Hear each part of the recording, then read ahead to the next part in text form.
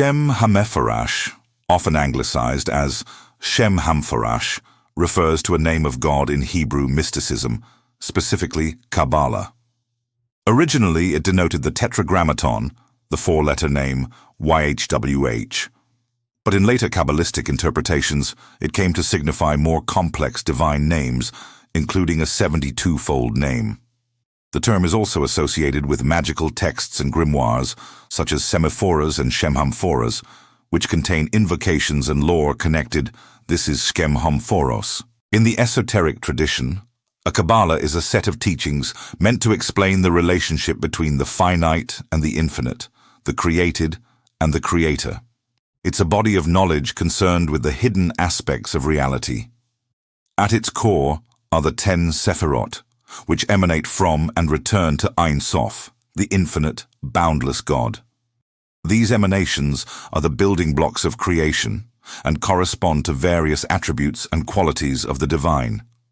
They're often depicted as a tree with 10 spheres or nodes connected by pathways. Each sephira represents a different level of consciousness or a different aspect of the divine. Together, they form a kind of ladder or stairway to heaven, a map of the spiritual realm, and they also serve as a model for the human soul, which is said to have the same 10 attributes or sephiro. A grimoire is a textbook of magic. The word comes from the Greek word for ghosts, and demons are said to be spirits that can be summoned and controlled by those who know how. Grimoires typically contain instructions for performing rituals, casting spells, and making magical objects.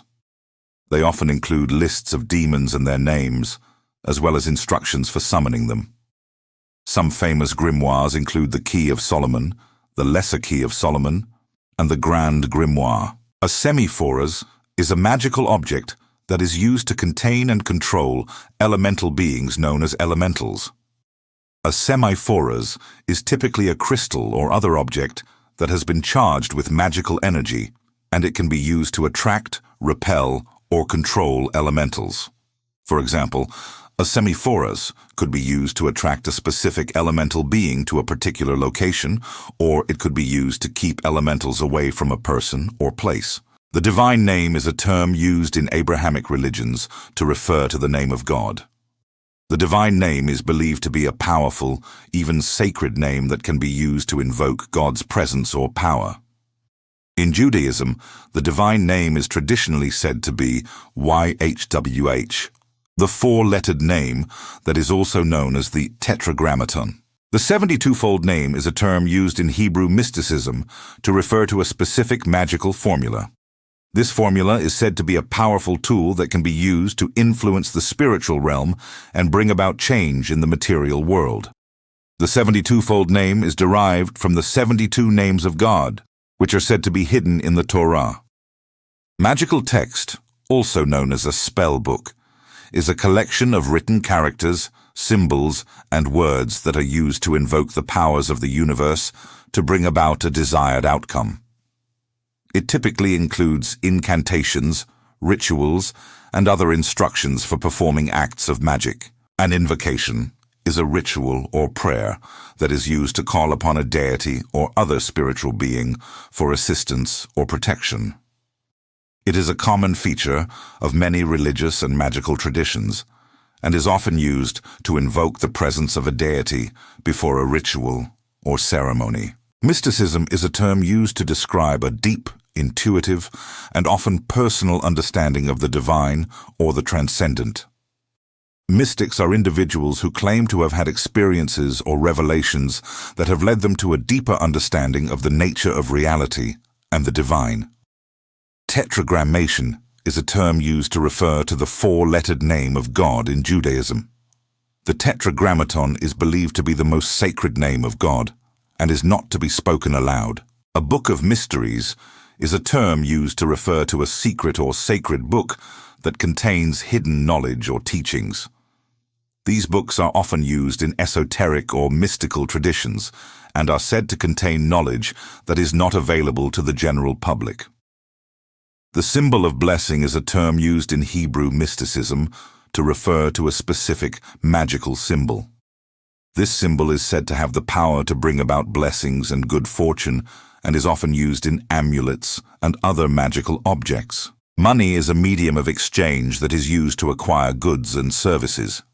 It is typically made of paper or metal and has a specific value assigned to it by a government or other authority.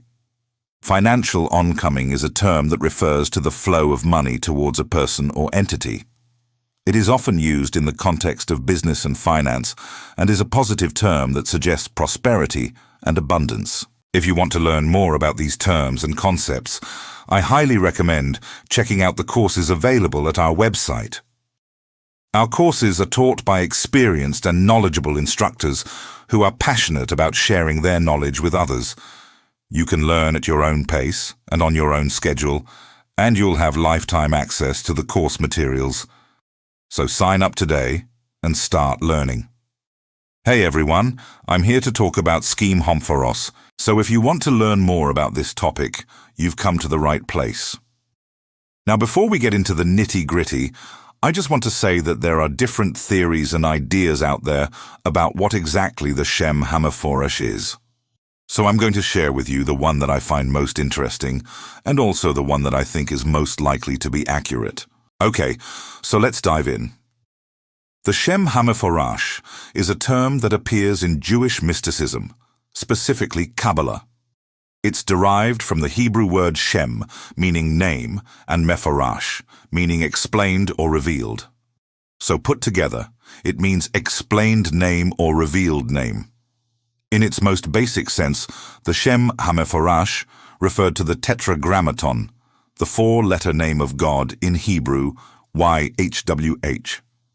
This name was considered too sacred to be spoken aloud and was only spoken by the high priest once a year during the Day of Atonement. However, as Kabbalistic ideas developed, the term came to denote more complex divine names, such as the 72-fold name of God. The 72-fold name is a sequence of 72 names or attributes of God derived from the 72 three-letter combinations of the Hebrew letters. Each of these names is associated with a particular divine emanation, power, or attribute, and is believed to have unique mystical properties.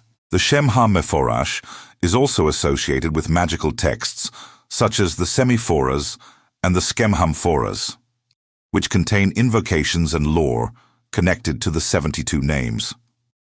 These texts were likely compiled during the 13th and 14th centuries in Spain, and they became popular in the 18th century when magic was experiencing a revival. The grimoire tradition continued to develop, and the Shem HaMephorash found its way into various magical systems, often used as a way to invoke the power of the divine for various purposes. Now in modern times, the Shem HaMephorash is still invoked by some magical practitioners, and it continues to be a subject of interest in the fields of Kabbalah and Hebrew mysticism. There are also various books and articles written about it. So, that's a quick overview of the Shem HaMephorash. It's a fascinating topic, and I encourage you to do your own research and explore it further if you're interested. And if you like this video, please don't forget to leave a like and subscribe. Thanks for watching. So the name is Ko Shin Hok Ladush,